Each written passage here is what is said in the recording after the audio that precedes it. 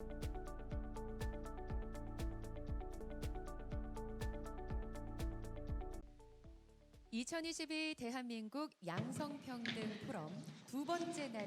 morning, and to some of you, good afternoon. I am Kimana, the announcer of the day. I'd like to welcome all of you to the 2022 Korea Gender Equality Forum. And under the theme of Sustainably Developing Society and Female Engagement in the economic activities, we are joined by many expertise from governments and academia to pool our wisdom together. We have much more heated discussions planned for the day, so I hope your participation until the end. So today marks the second day of the forum. We have two forums in the afternoon and one in the morning. The first session will be the first session of the day, and the second session of the entire forum will be about expansion of female engagement in economic activities and childcare, followed by the improvement of women's engagement in advanced sectors such as science and technology, and ESG and expansion of women's engagement in economic activities. For each session, the moderator will lay the foundation and the expertise will participate in discussions. And you may leave your questions on the website of this forum. And please make sure you leave a question. Then we will choose a select few, and send a small gift for leaving the question. So today, now let us begin the second session. The moderator of the day will be the Professor Insoon of the National Assembly.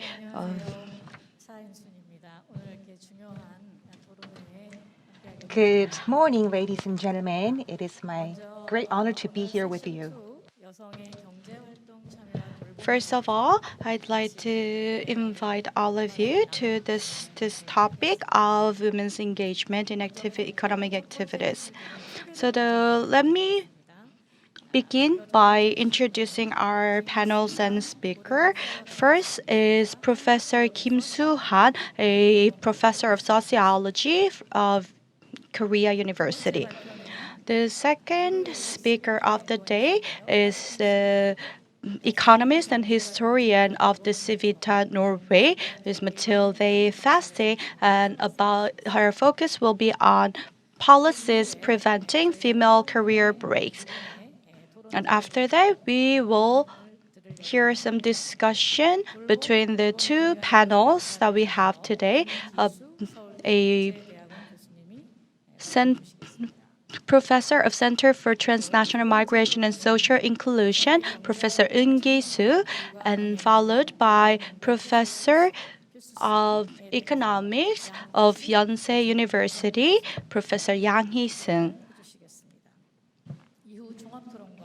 And then we will have a discussion session amongst all four participants and answer your questions on the website.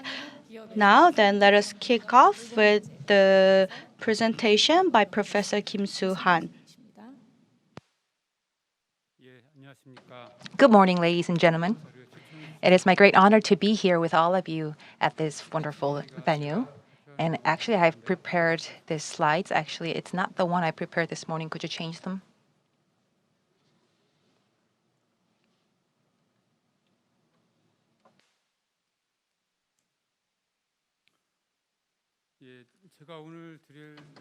So to tell you a little bit about what I'll be talking to you today is gender. Actually, the theme of my presentation is gender inequality and issues of care provision at Korean companies. When we look at glass ceiling index of Korea, it's quite serious. Actually, it's been sitting at the bottom for about a long time. Every year, the Economist release this glass ceiling index, and then Korea actually has been sitting at the bottom for the last 10 consecutive years, which is a serious status. And then, well, there were reasons that were pinpointed by the Economist for the Korean society to stay there. Well, it briefly mentioned that in South Korea, women should still choose between a family or a career, and that's the reason behind all this. And that shows how serious the situation here in Korea. Well, there were many countries that were included in the index. Korea actually is, when in terms of economy, it's doing fairly well. So you might not think that it's not that big of a problem, but then it actually is. Well, according to World Economic Forum, Korea was ranked when it comes to gender equality, it was ranked 99th place amongst 146 countries. When it comes to economic opportunities and fair participation in economy, it's actually the Korea is ranked really low. And considering that Korea is one of the top 10 economic powerhouse in terms of economy size, it definitely shows how gender equality is not being achieved here in Korea. And actually, one of the most serious reasons behind it is the gender wage gap. There still exists a gender wage gap in Korea, and women are paid 31.1% lower, less than men. And compared to the OECD average of 11.7%, it's much higher. And then, as of 2022, what does it mean that there's the gender wage gap of 31.1%?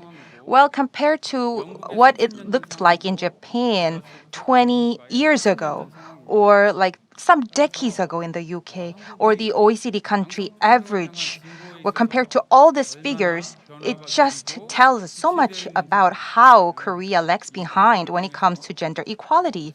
This graph definitely tells us the serious situation Korea is faced. Now, when we take a look at more details, let's take a look at the proportion of women per positions at Korean companies with 100 or more employees. We can clearly see the glass ceiling condition that's happening here at Korean companies. I'll give you more details about that. When we look at these top 100 Korean companies, among 6,664 executives in these companies, women takes up only 4.8% at 322. But when we look at other country situations, it's really different. You know what? When the media releases anything about the executives in Korea, they always are male dominant. So not many women representative in the executives. So when we look at the proportion of women at top boards of 100 or top Korean companies, it's much, much lower than the OECD average. Look at the 2021 figures compared to Norway. Wow, Korea shows this very low proportion of women in the executives, 41.5% for Norway, and other countries show this higher proportions. But when we look at Korea, it's much lower, especially compared to major OECD member countries. Actually, I have more interest in the smaller companies with 30 or more employees. We can definitely see that the proportion of women in each position is very low. In particular, when it comes to deputy general manager or general managers, we see much less proportion of women. In particular, less than 10% in companies with 30 or less employees. But when it comes to company with 100 or less employees, it becomes a little even more serious. Companies that do not have women in certain positions actually takes up large proportion. Well, in some companies, there's none in the executive positions when it comes to gender equality. None of them in their executive positions is women, which is a serious problem. When it comes to positions that is higher than deputy general, there was no women at all. In 2020 and 2019, there were many companies that did not hold any women in the high level or executive positions. When we look at the OECD member countries, female economic participation rate of Korea is really comparably low too. When it comes to the OECD average, or maybe let's take a look at Germany, the rate is 79.2%. When we look at Japan, the rate is 77.7%, which is relatively high. But let's look at Korea's figure. In 2021, it was 64.5%, only 64.5% female economic participation rate. Now, what's behind all this is the child rearing conditions of Korea compared to Japan, Norway, Germany, US, and Sweden. When you look at these different countries, the participation of male and female at their workplaces and home, these are the figures that show them age employment profiles by sex. In every country, there exists gender gap, but none of them shows this wide gap as Korea. So Korea has the largest gap when it comes to age employment profiles by sex, while Sweden shows the lowest figure.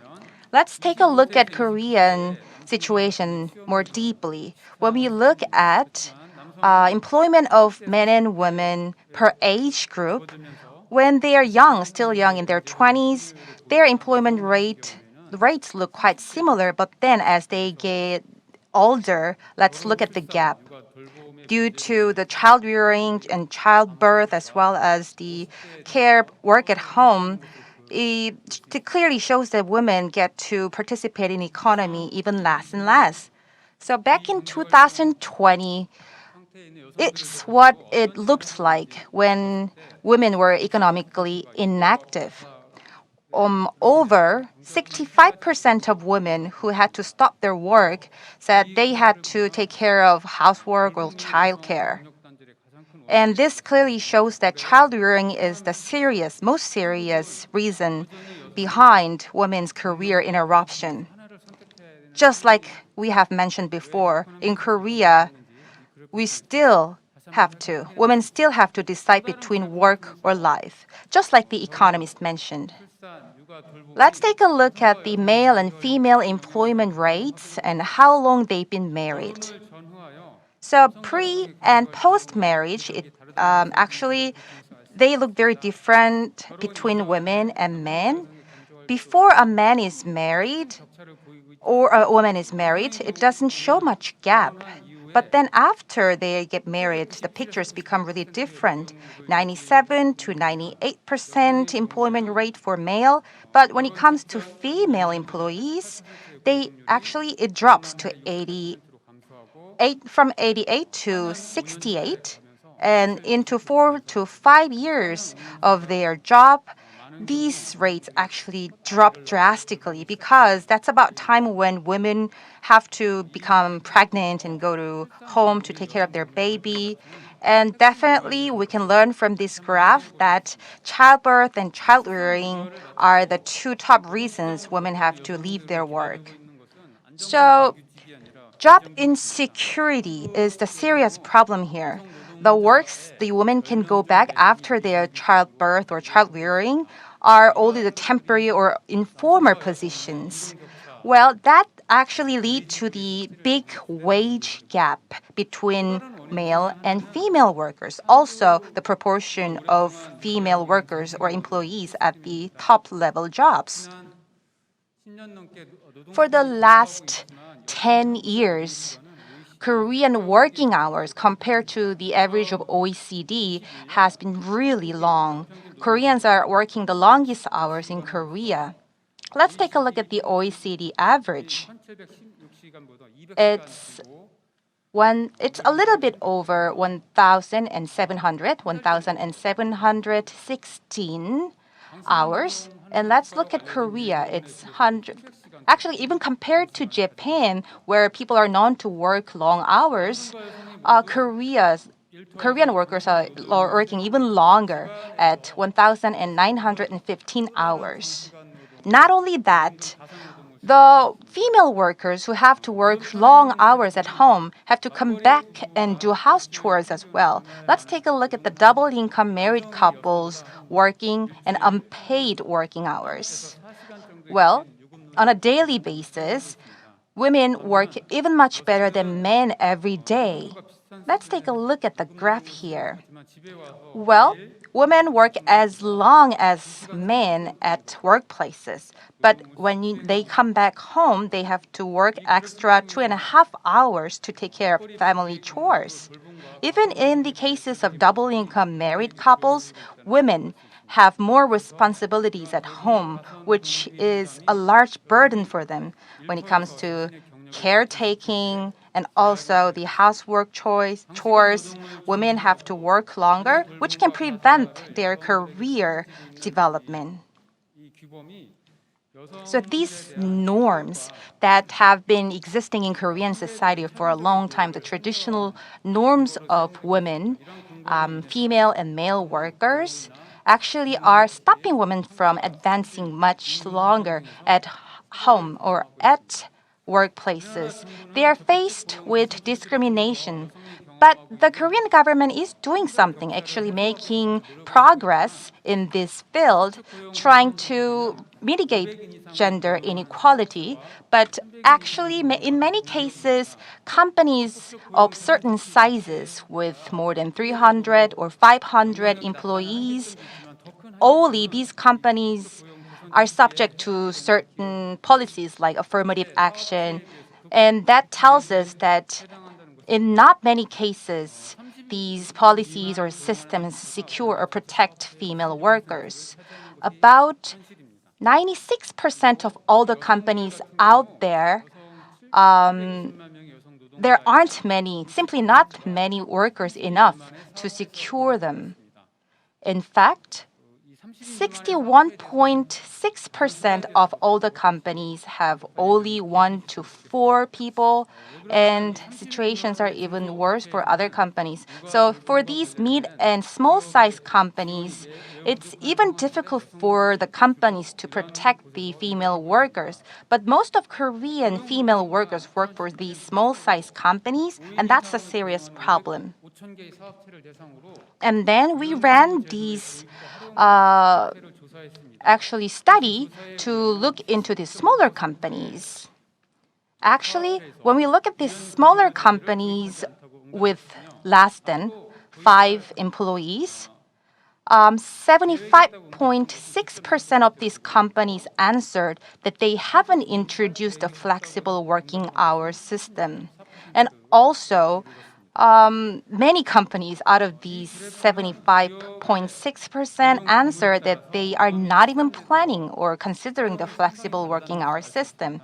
So these situations vary from country to country according to the sizes of these companies. Well, companies with 300 or even larger amount of the capacity or the employees, well, situation is much better. But companies with 100 or more employees, they do have the system, but it's actually not easy to use. The accessibility of such policies are definitely different per gender and for people and according to the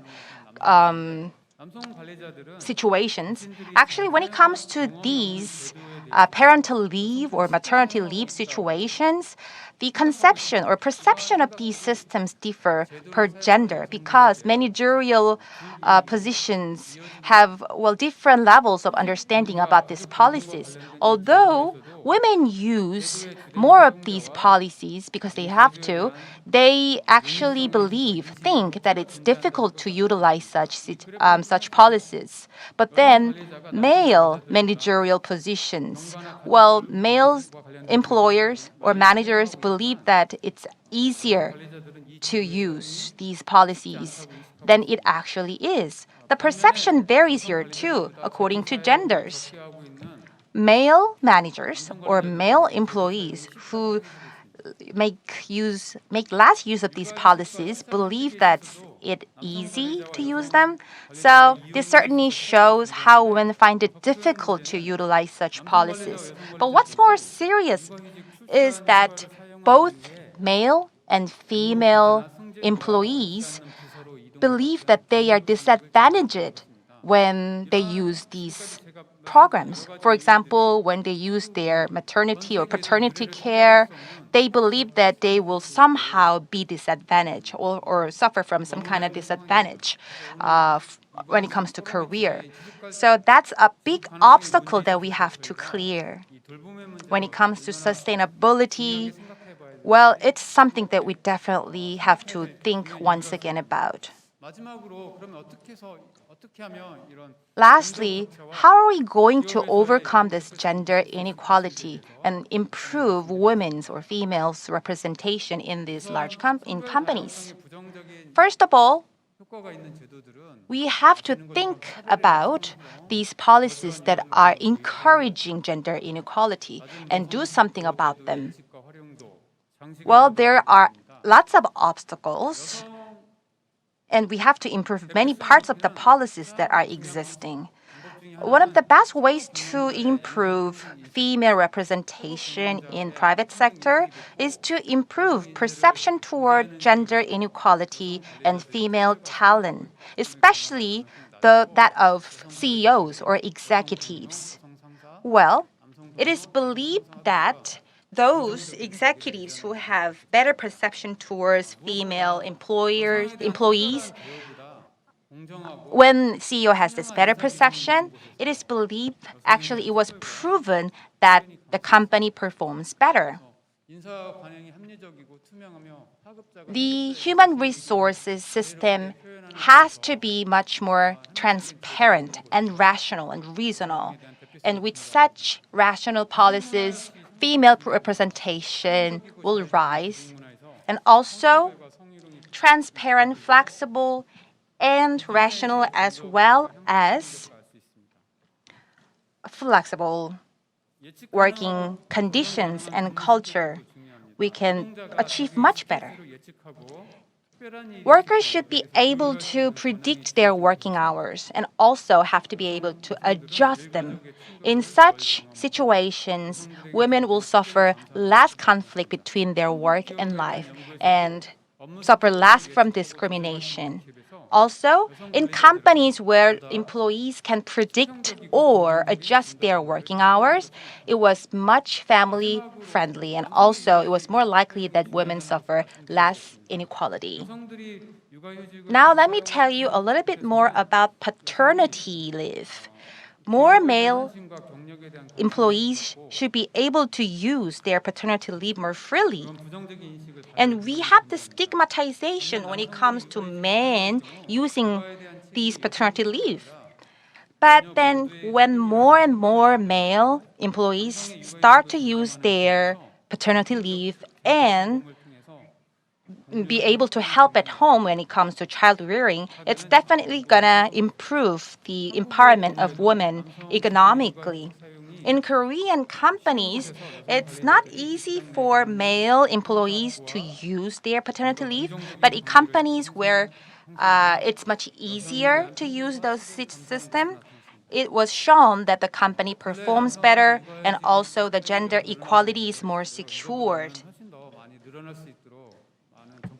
Now, we need policy support in terms of such systems. Now, that's how I would like to conclude my presentation. But ultimately, I think we have two proposals, actually, two goals to achieve.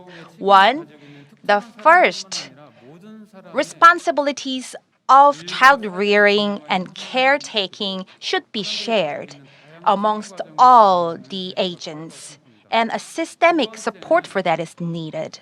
The second goal, second proposal would be that the system or the working environment itself should change. It's not that women has to get accustomed or familiarized with the working norms or environments.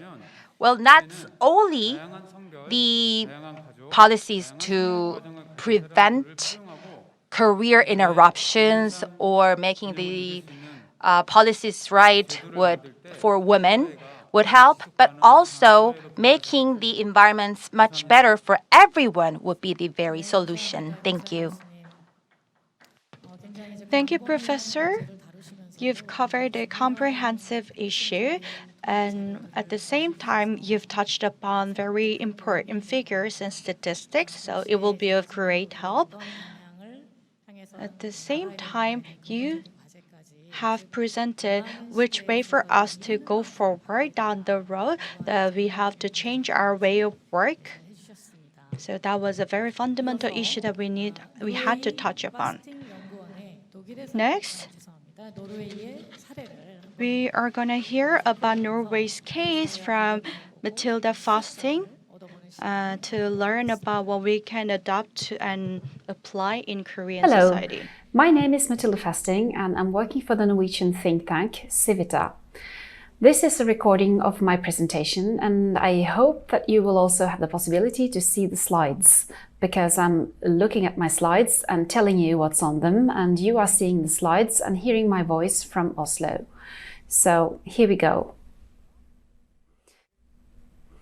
Women's participation in economic activities and care. Social responsibility of care, overview and policies to prevent career interruption. That is the title that was given to me, and I'm trying to go through that as best as I can from a Norwegian perspective. First of all, I'd like to give you a general overview of fertility, education level, and employment. And as you will see on the second slide, I will also go through the labor market, childcare and gender equality, family and gender equality policies, and I ask the question, more to be done. So if we change to the third slide, I'll show you the fertility rates.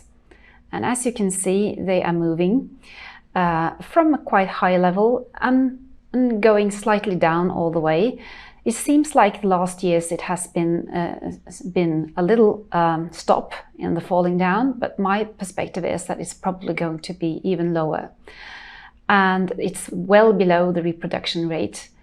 In 2021, the fertility rate was 1.48. And as we know from year to year, that figure might change, but it's on the downslide. This is, of course, nothing special to Norwegians, because this is the picture that we'll see in most Western countries. And the first-time mother age is also rising, and it's now 29.8 years. And all this, of course, is saying to us that women are going to get fewer and fewer children during their lifetime, because when they wait until they have their first child, the possibility of having a second and a third child is smaller and smaller. If we look at the education level, which is the next slide, you will see here two graphs. One is showing you the men and women, and how men have been passed by women quite many years ago. It happened during the 1990s. It means that the education level in Norway is higher for women than for men.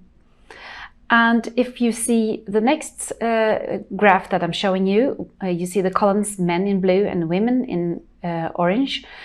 They are also ahead of men in all age brackets. So from 19 years and up to 29 years in higher education, women are ahead of men, and quite substantially. As you can see, the orange columns are much higher than the blue ones, and they are the men. So what does this mean for the employment? We'll go to the next slide. As you can see here, the orange here line is women and the blue is men. And the employment rates, they have been quite stable for men, going slightly down, but quite stable. But as you could see from the 1970s and onwards, for women, it has been rising substantially during the first decades, and then it is now almost the same as men. So both men and women are working in Norway. Employment rates are higher for men, but the difference, as you could see, is small. And between 30 and 55 years, the employment rate is 85% for men and 80% for women. And this is really very high figures. So this does mean that women are participating substantially in the labor market, in the Norwegian labor market. But the next slide will show you that there are differences. Women, as I have put in the headlines there, work in healthcare and in the public sector. And you can see here the figure is showing you the income and high and low. And then the other dimension, the horizontal dimension, is short education and long education. And for most part, women are employed, as we saw on the other graph showing education. They have long education, but they are mostly working in, like for instance, the public sector and in healthcare, and they receive lower pays, of course, because those are lower paid than the private sector. You could also see that there is a difference between private and public sector. Men typically working in the private sector, 77%. 4% part-time also in the private sector, and the part-time work is found mostly in the public sector and especially in healthcare. And so this is a picture that really shows a divided labor market. We'll go into further details of the labor market, and I'm going into looking at employment and working hours among parents. These figures are from 2013, and on this slide you will see mother and fathers. And the mothers, they have an employment share in percentage, as you could see there, quite high for when they have children. So when the child is very small, from 0 to 2 years, their employment share is 81%. And it rises quickly when the child is 3 years old and up to 19 years to 86%. Whereas men, all the way through, even if they have really small children, 0 to 19 years, they stay on 94%. So parents, they work, but as we could see here, the difference between men and women is a bit bigger than the average for everyone. These are, of course, figures for parents. And also, there is a substantial difference between average working hours per week. Women tend to work shorter, like 35.3 hours a week with smaller children, and up to 36.6 hours a week for the bigger children, and up until 19 years old, the child. The children were fathers, they work 42.3 hours, disregarding the age of the children, so it doesn't really matter, they work that average working hours per week anyway. So we have also looked at time spent on different activities for parents with children from 0 to 14 years over time. And this is the next slide, and it shows you the development from about 1970 to 2010. And this grid here shows you the average per day in hours and minutes. And there has been substantial changes almost in every category here from 1970 to 2010. Mothers, they have been substantially increasing their employment. 1.18, 1 hour, 0.18 minutes, 3.42 in 2010. And this is then very importantly for mothers and fathers with children from 0 to 14 years. They use less time in housework. Women go down from 5 hours to 2 hours in this 40 years time.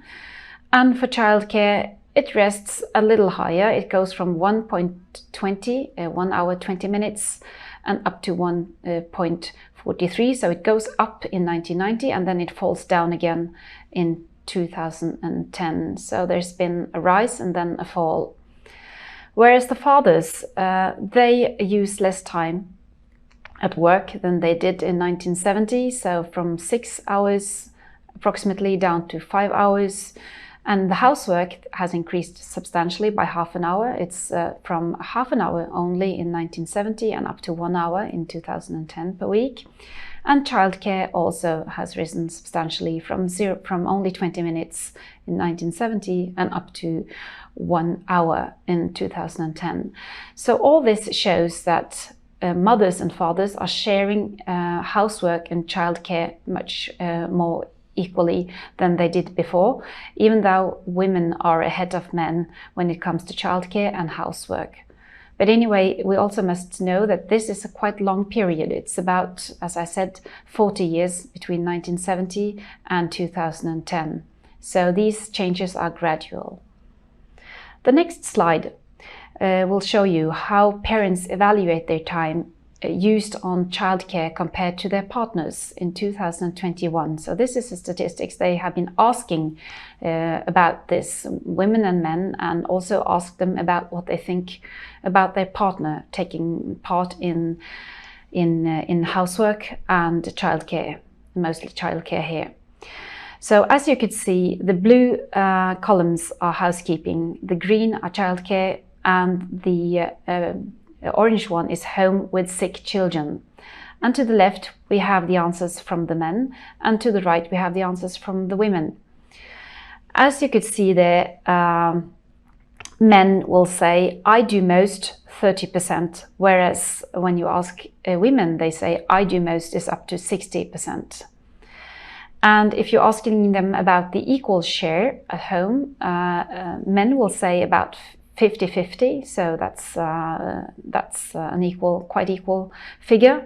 And also going up to childcare, it says 65. So 65% think that they are living in an equal sharing community with their partner when it comes to childcare, and it's even a bit higher on home with sick children. And also, of course, the figures where they answer that the partner do most, they are much higher for men than for women.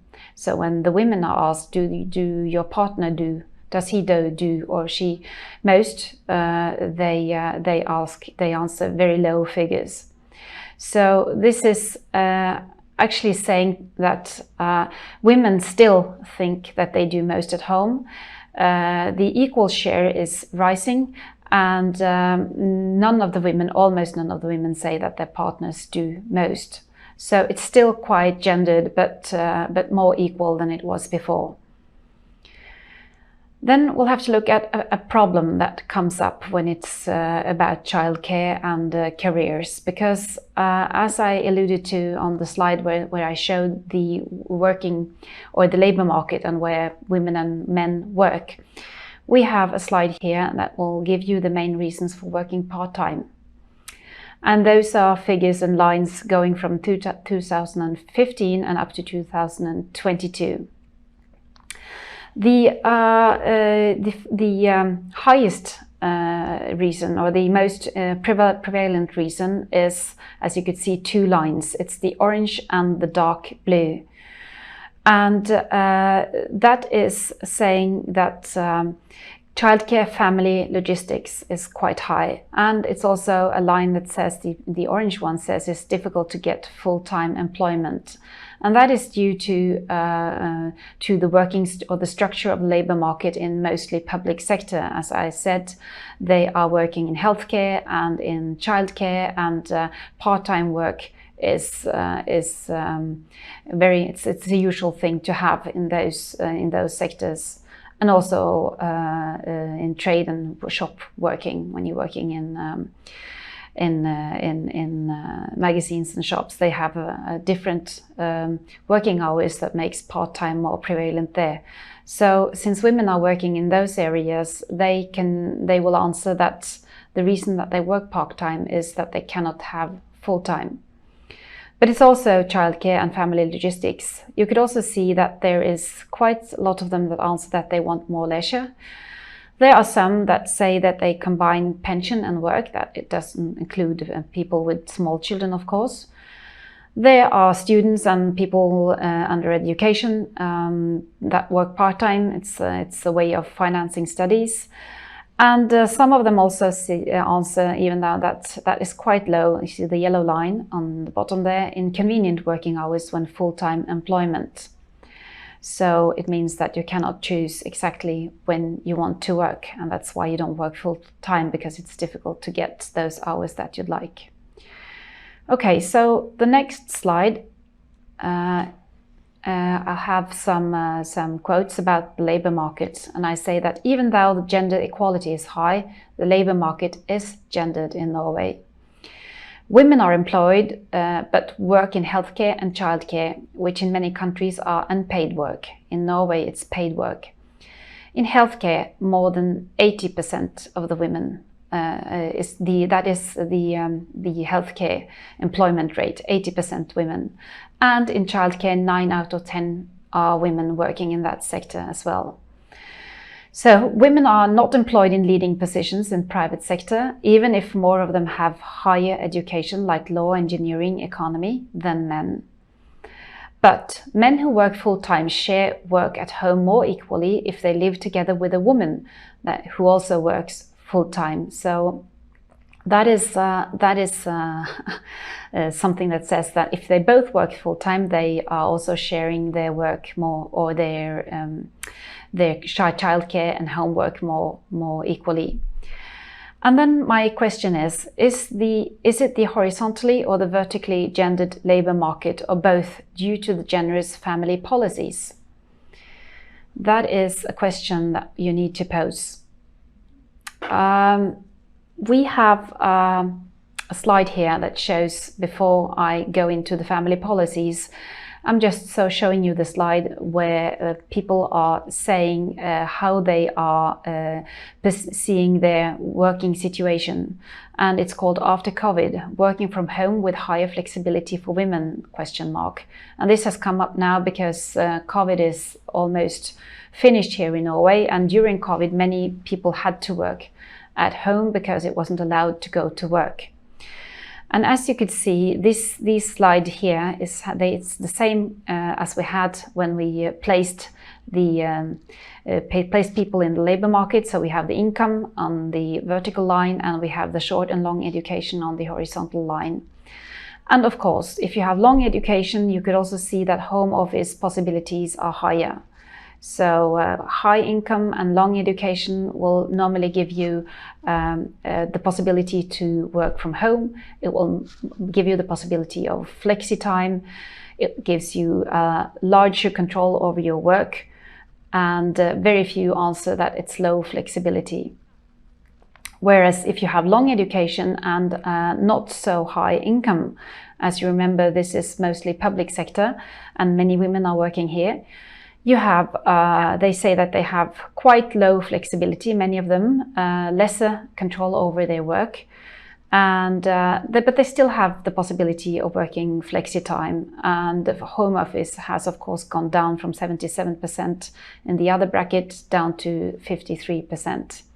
Whereas on the left side, you will see that home office possibilities are lower, especially in the short education, low income bracket.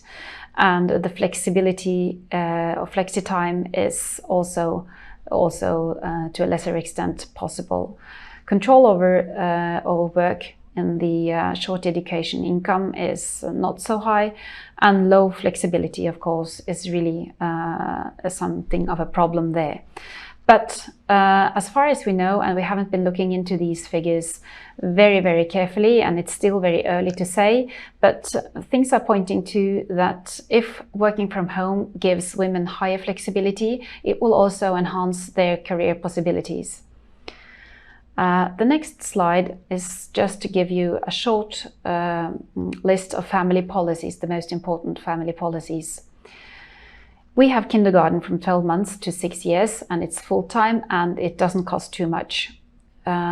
We also had generous parental leave, 49 weeks with 100% payment and 59 weeks with 80% payment. We have quotas for fathers. You can share the parental leave between mothers and fathers, and you have a share also that you could use, give them to the father or to the mother, or you could share it. So that has also been in place for many, many years. And universal child benefits are also in place from 0 to 18 years.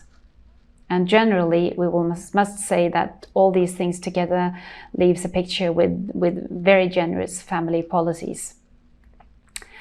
So I'm giving you now equal possibilities, and I'm giving you now my views on what this system means when it comes to the possibility of giving women and men the possibility to work and to look after their children and not being interrupted in their careers.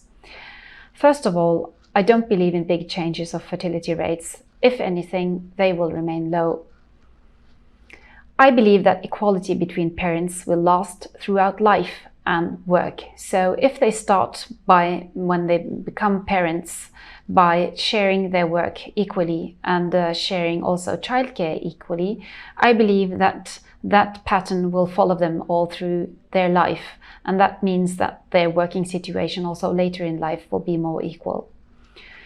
I believe in equal possibilities and rights, but I accept different choices when it comes to childcare, education and work.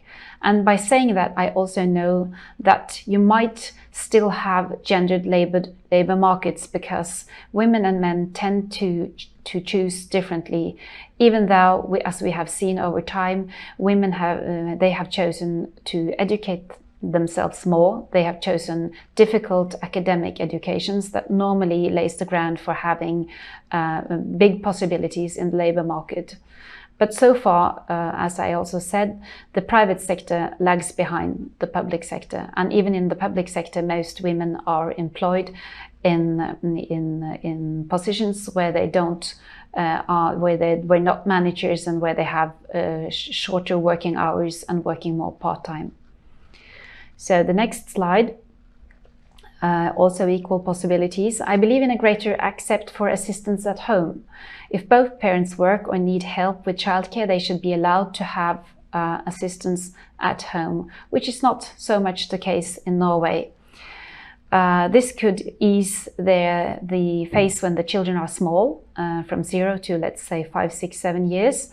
And it will help both men and women to pursue their careers when they have small children.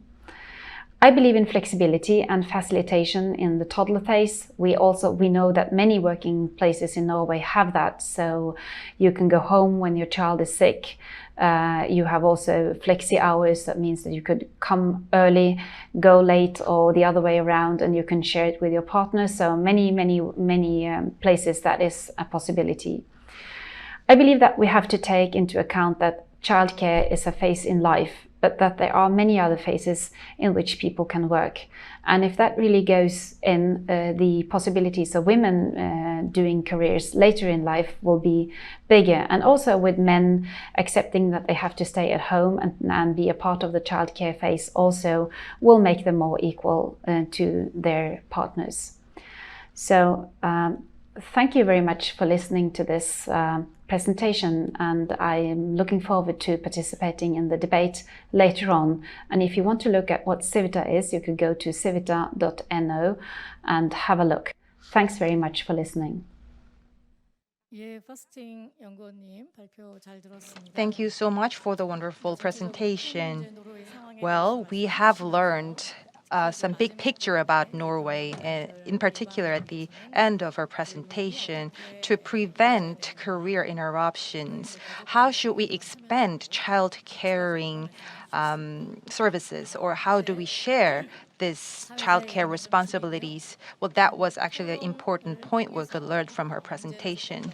Now let's hear from our panelists. We would like to listen to Professor Ki-Soo, and he will be speaking to us about the corporation's responsibilities. Good morning, ladies and gentlemen. And you know the French Lagarde, who also came to SNU and to give us the special lecture. And she said, Lagarde said, that she married her husband because she liked her mother-in-law.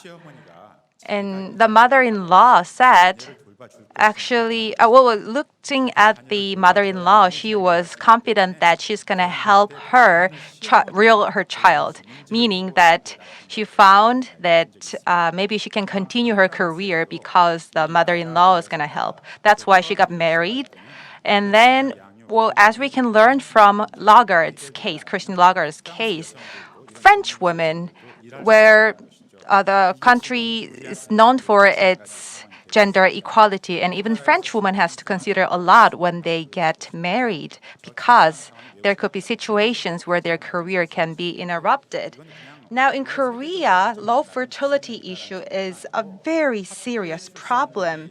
In particular, the total fertility rate, it's even under 1. It's 0.8% and 0.7%. It's the worst case scenario ever. Very unprecedented. And Korea is going through just that. We have to be very alert about this serious situation going on in Korea when it comes to fertility issues.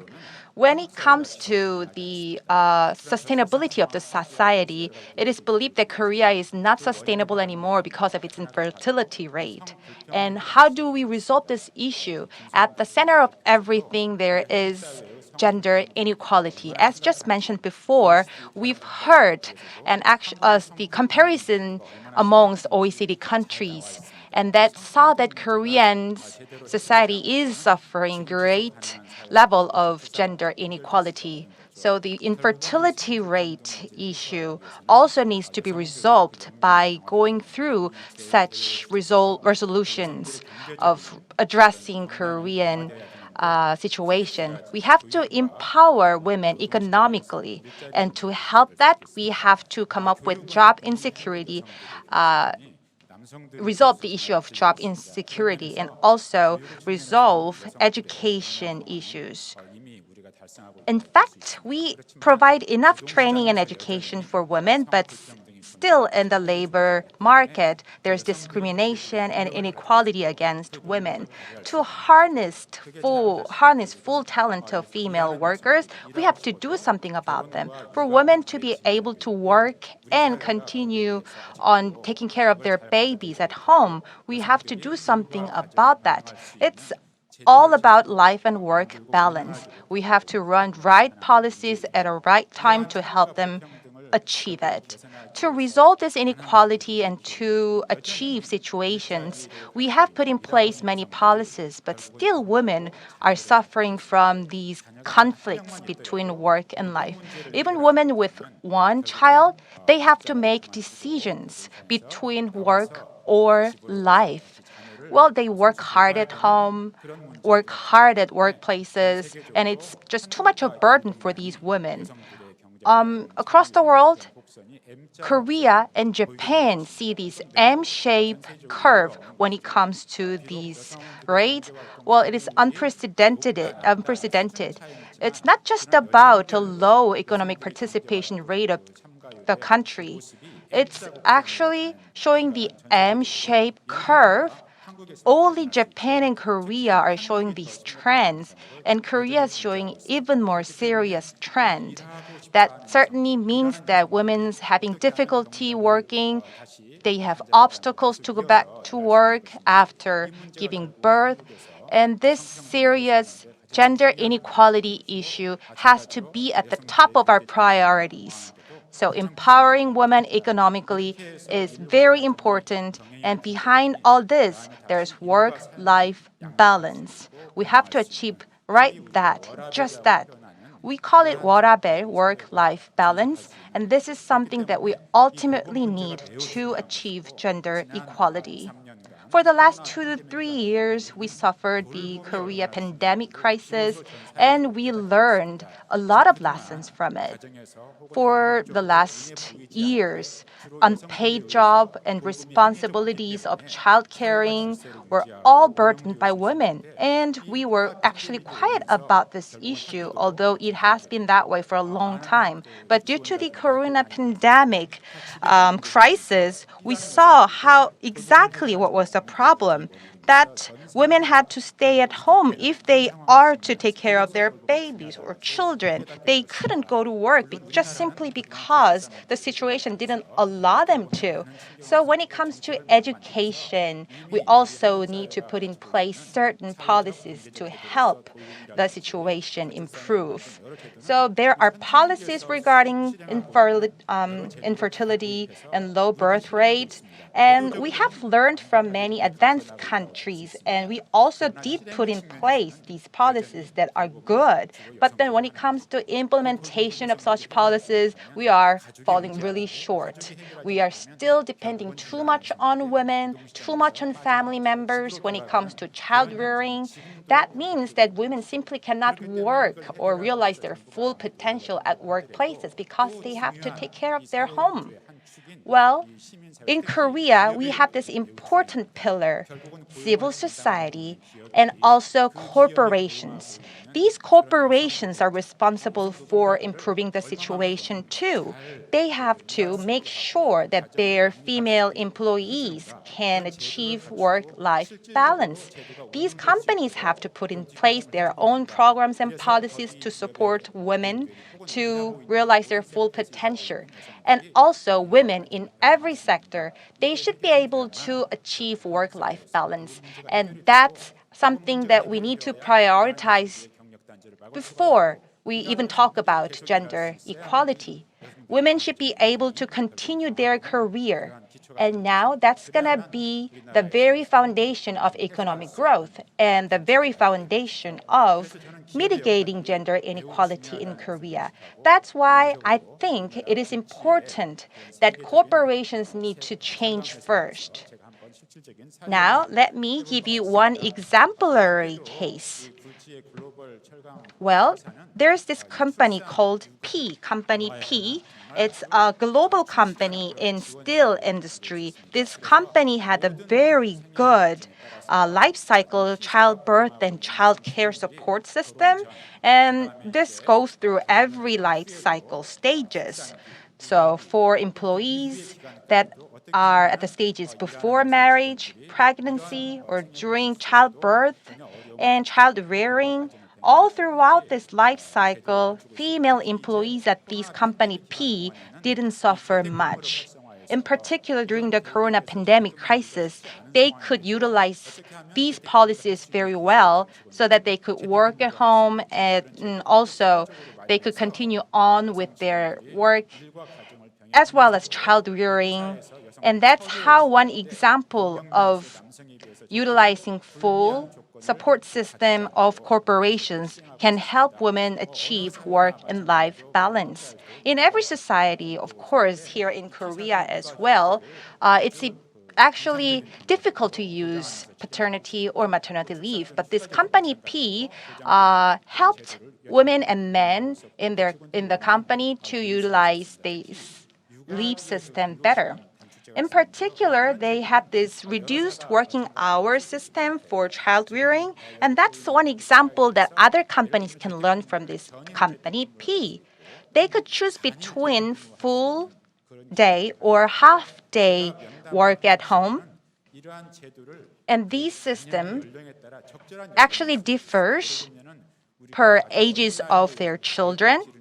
For example, it's hard to rear children of every age, but in particular, children under the age of 8 or those who are under the second grade of elementary school, it's really hard to take care of them because they're still getting accustomed to elementary school. It's important to help them get familiar with the school. And then mothers and fathers need some time to help their children. That's how this targeted leave system or work at home system worked in this company P. Well, employees, mothers and fathers at company P could continue on their career development and child rearing at the same time thanks to such system in place. Now, to empower women economically, we have to address the issue of caretaking and work-life balance. Not only the government, but academia, civil society, and everyone at stake has to come together to achieve this issue of infertility rate, this low birth rate. And now we have to make everyone responsible for this. Even the corporations have to come first. And that's why I'm giving you this example of Company P. Employees at Company P, the exemplary company, had high level of trust and self-fulfillment and satisfaction towards their company, which was hard to see in other companies' cases. The corporate culture of Company P was different. They focused more on the well-being of their employees, and that's exactly shown by the company morale. The employees at the company loved their company, and that's how we can achieve sustainability, not in the corporation, but in the society, finally helping to resolve the female inequality or gender inequality. And to do all that, education and work issues, education and job security issue matter. Discrimination and gender inequality as well as female career interruption, all these problems still persist in Korea. Now we have high potential of female workers. We need to fully harness that. Not only the government, academia, corporations, civil society, all have to join forces now. Thank you. Thank you. Not just the keynote proposal, Professor Ki-Soo is going to talk about the actual inequality and discrimination at the place of work and how it's affecting female career break or interruption. So he said that we need to look into that area as well. And of course, we have looked into it for the time so far up until now, but we still need to have a lot more discussion about this. That's why we talked about it. And the second discussion is from Professor Yang Hee-Seung. Hello, I'm Yang Hee-Seung, the professor of economics at Yonsei University. Thank you for inviting me to this forum. I've been inspired by all the three speakers before me. I will begin with this graph. I think you would all be familiar with this. Female labor force participation rate or married women's labor participation rate and the correlations of that to the total fertility rate. With women taking part in market of labor force, the fertility rate goes down. That is the same for the dual income household as well. As women take part in the economic activities, the fertility rate goes down to 0.8%. So then that reverse trend, is that a normal and okay thing? Well, recently, a report shows that the reverse correlation was observed in 1980s. The one on the left, with higher fertility rate, the women's participation rate went down. But for the right side, in 2000, women's with the LFPR going up, the fertility rate also went up. And there's lots of factors behind it, but mostly it comes from the husband's participation in household work and the childcare.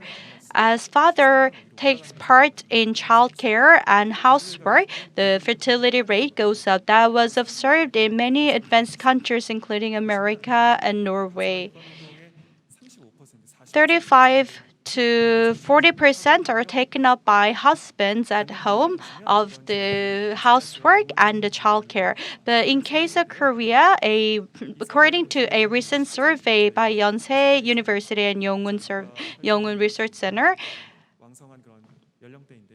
These are the age groups that do most of the child cares, and the child care burden of men are only less than half of that of women. Childcare is less than an hour, and that's less than a half for that of women. By country, you can see USA, Spain, or other European countries. Korea, the man's participation in childcare is very low regardless of man's education level. And I believe that is one of the stumbling blocks and what's causing the reverse relations between the fertility rate and labor force participation. Another survey done by the Ministry of Family, Gender Equality and Family. This report was released in 2021, and a similar pattern is observed here. The share of household work and the childcare that they're going to do it half and half are very minimal. In most cases, most of the moms, the female, are taking up all the responsibility.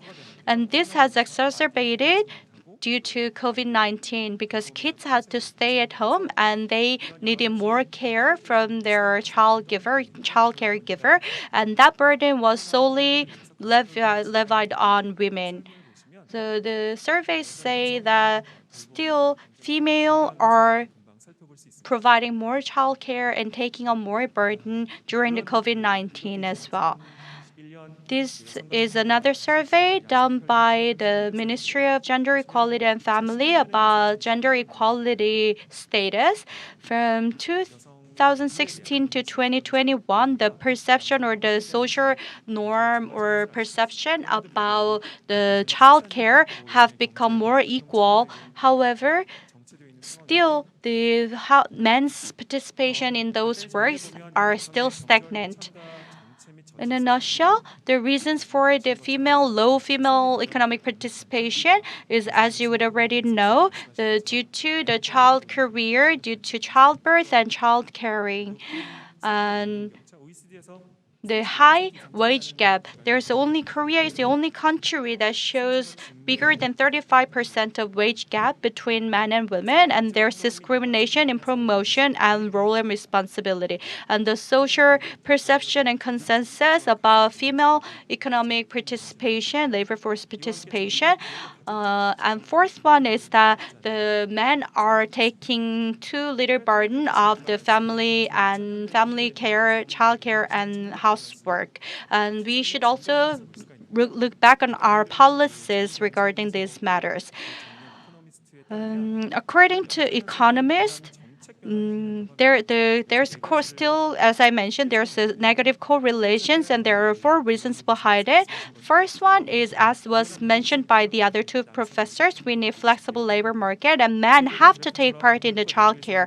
And as was shown in the other graphs, the childcare and household participation, work participation by men are more than 35% in America and Norway, and they have much favorable attitude towards women's labor force participation. And as was mentioned by Professor Fasting, the economist Fasting, in Norway they have a 49 weeks and almost a year of paid leave for maternity or paternity leave, and they pay about roughly $30,000 per child for raising them. So these kinds of positive and favorable family policies are very helpful. This is a case of America that does not have a good child care policies, but still they spend a lot of money compared to their GDP. The child support subsidies go up, and with that money subsidy going up, female labor force participation also goes up. But when we look at Korea, female participation has been incrementally and gradually going up. The men's household burden sharing is still very minimal. And that is very negative impact on female labor force participation. And the government is working harder. And since 2013, we are providing universal subsidy, and parental wages will be provided from 2023. But still, the perception about female labor force participation is not so good. And I think this slide is something that was already mentioned by two professors. We the men should take up higher burden, and we should provide childcare services where in most cases when childcare services because such as emergency childcare services or taking the child to the hospital services because it's mostly mom who have to take a leave for that kind of emergencies. And also the age or stage of child, depending on the stage of child's growth, we should provide different support and assistance. And the male paternity leave also should be expanded, and they should not be discriminated against after taking that kind of leave. And the support for childcare should be expanded as well, as mentioned by Professor and the IMF Deputy Director Christine Lagarde, the allowance for child care, but whether it's by the nannies or babysitters, we should support that and also provide subsidies for parents taking a parental leave. As was mentioned by a professor, it's really hard for women to take out the paternity leave, parental leave for companies with less than 100 people, workers, employees. The labor market should be flexible and there should be more part-time jobs. Harvard professor Claudia mentioned that for professionals without a flexible work hours, the women's advancement in the sector can also be hindered. And also, job-seeking subsidies should be provided for women experiencing career break. Thank you so much. All these various points were proposed by our discussant. And as a moderator, actually, I would like to touch upon more specific points because the theme of today's forum is women's economic empowerment and sustainable society. We have discussed the childbirth and child rearing of women very actively because that actually is the issue. But we would like to take a more multifaceted perspective towards the issue. To improve both the quantity and quality of women's economic participation, we need to address different aspects from the aspect of family, from the aspect of workplaces and policies. And regarding what we touched upon during the presentations and the discussion, could you go first, Professor Kim?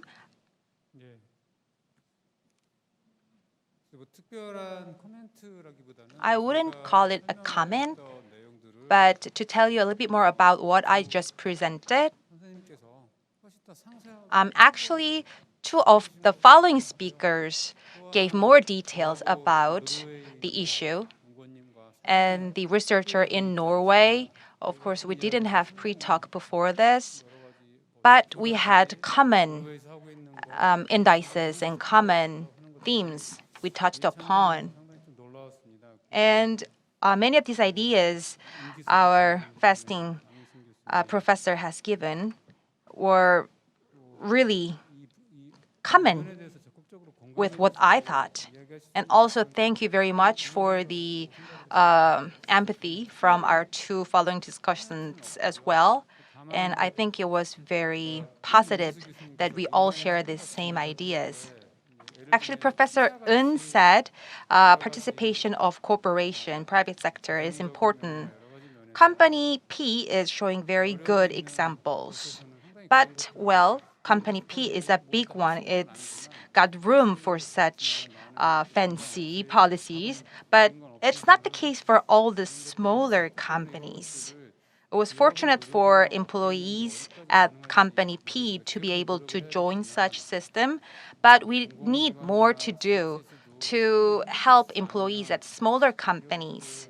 So it should be the government or the public agencies that can support smaller companies to implement such policies. In case of Norway, for example, from the examples of other countries, we can learn to see what should be shared by the private or the public sectors.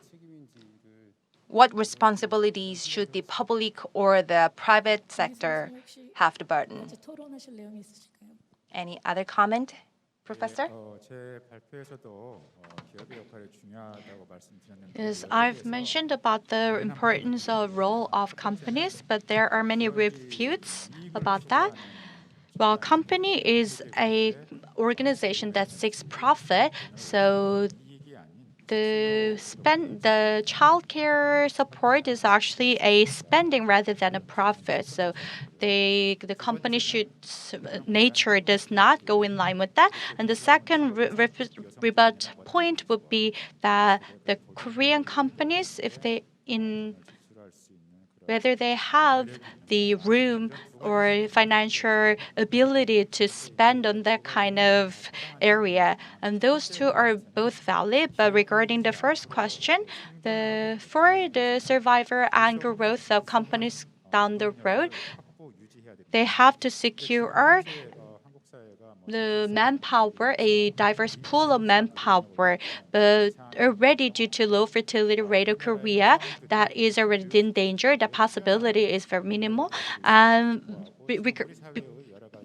whereas Korean women are highly educated and highly capable, they cannot provide their ability and contribute to the society properly. So just spending money on that front is not only about welfare, it is for a very imperative to secure and maintain the manpower. So it's an investment rather than an expenditure.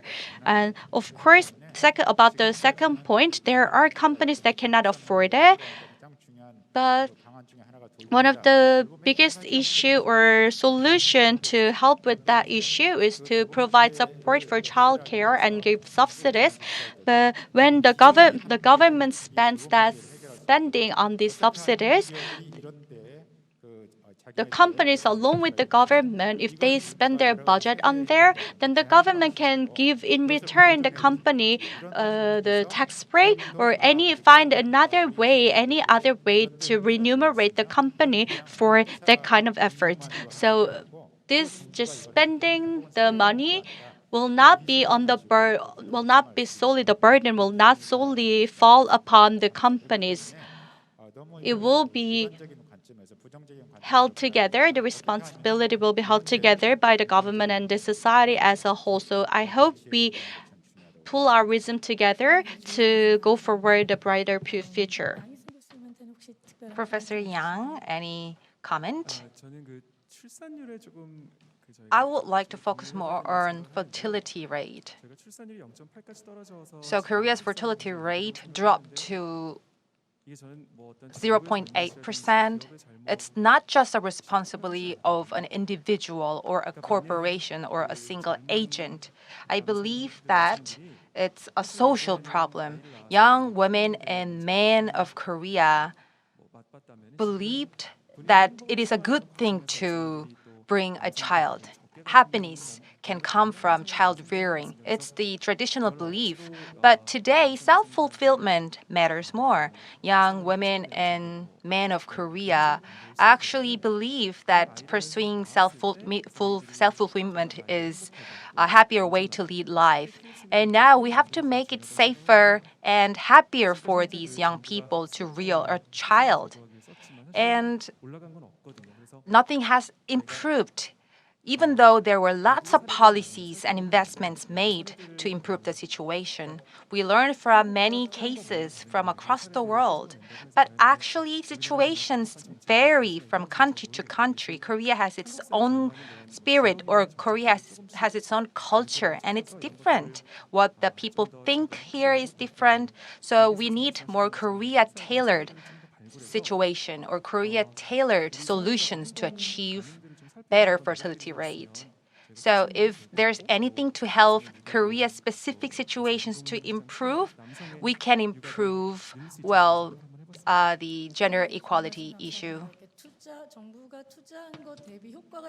Thank you.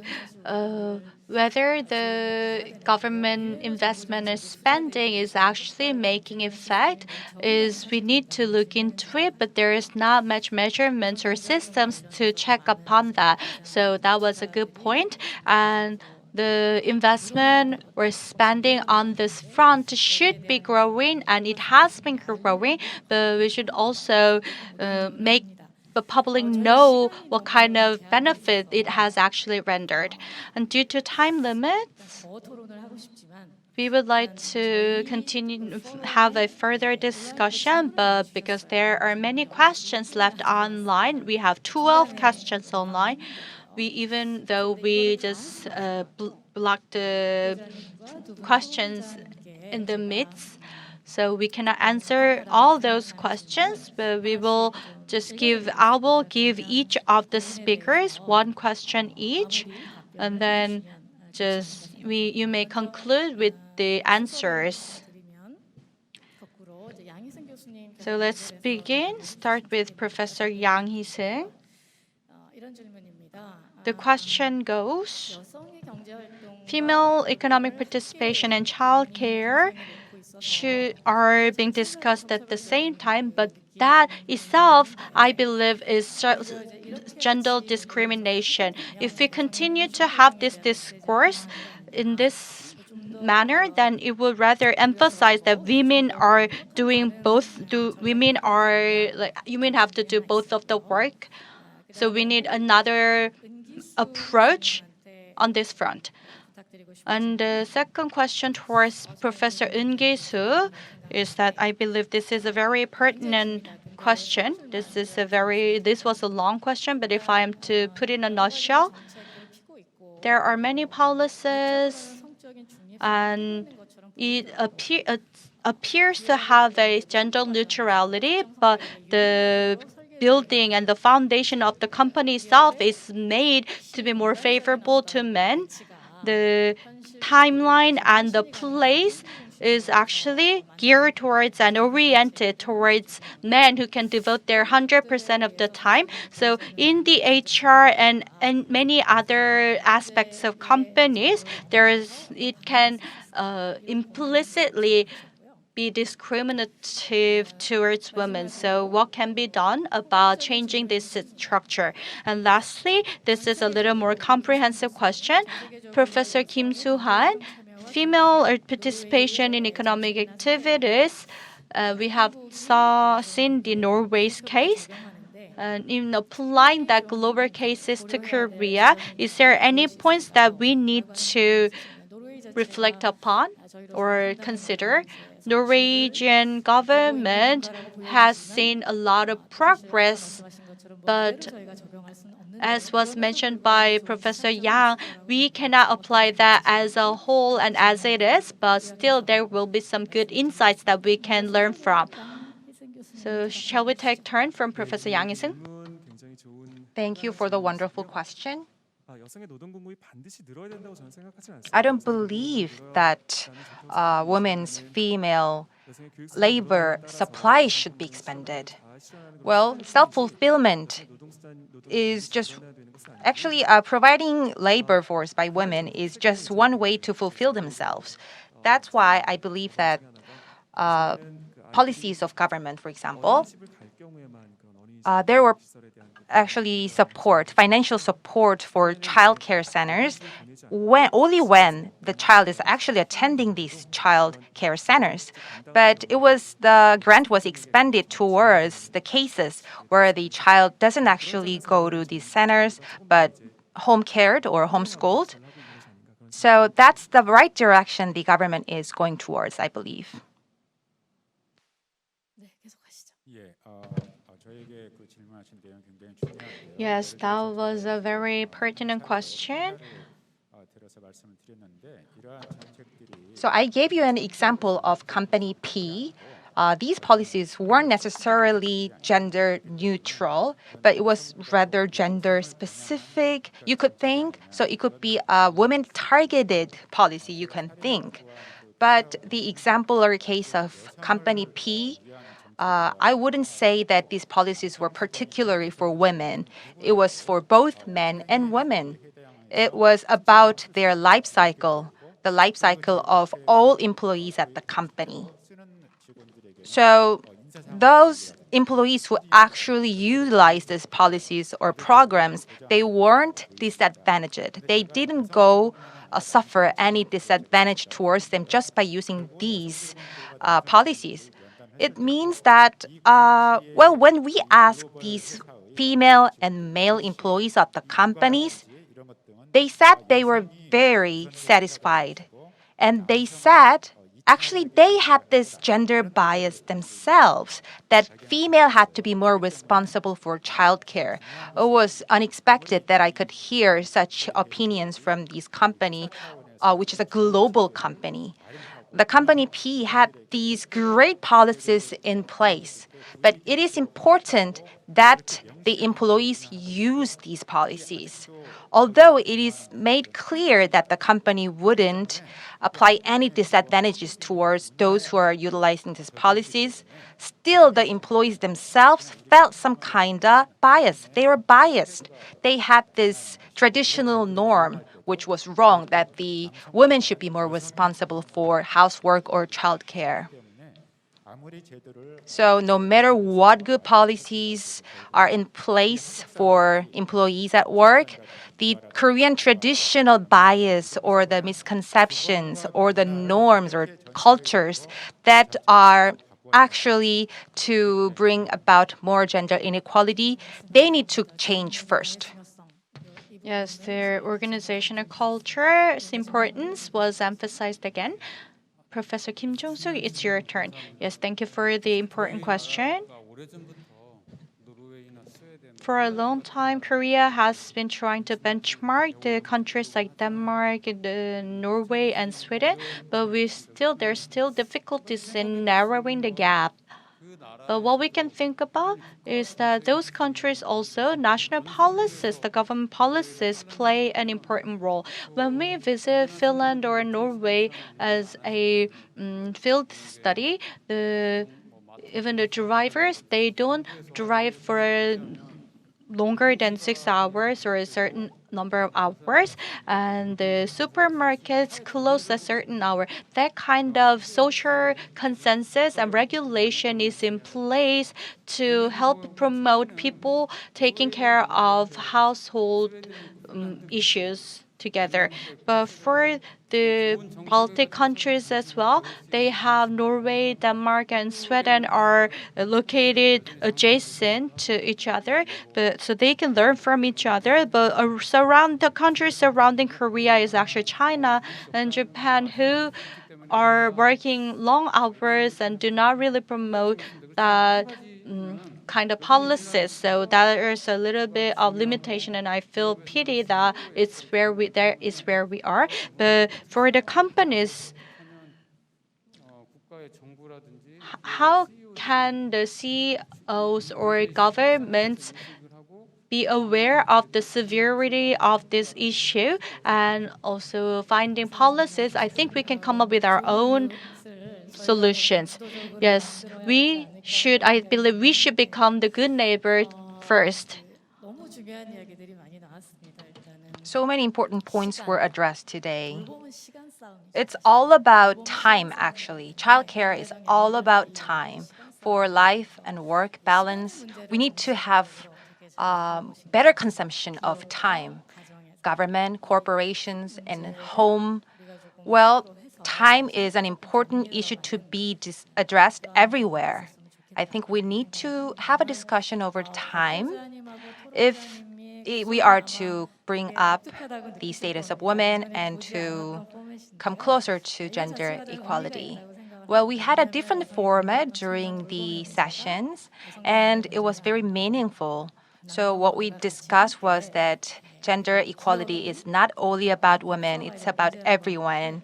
And also, every stakeholder has to come together to achieve that. Thank you so much for your time. Thank you. Thank you. Thank you, Professor Cha In-soon, and the speakers and panels. Thank you. The social responsibility of childcare, in regards to that, there were cultural difference, but we were able to look into the case of Norway, so it was very meaningful. As was mentioned, we are pulling our hands together and wisdom together, but it's really hard to strike the right balance of work and home for individuals. And we have a long way to go, but since that we are here together, and we have been and we will continue to work on this front, and the figures will become better along with our efforts. This concludes session 2. We are going to have a break. After having lunch, we will get back together and resume our discussion on improvement of women's engagement in advanced sectors such as science and technology. And let's get back together and resume at 1:30 the Korea Gender Equality Forum. Thank you.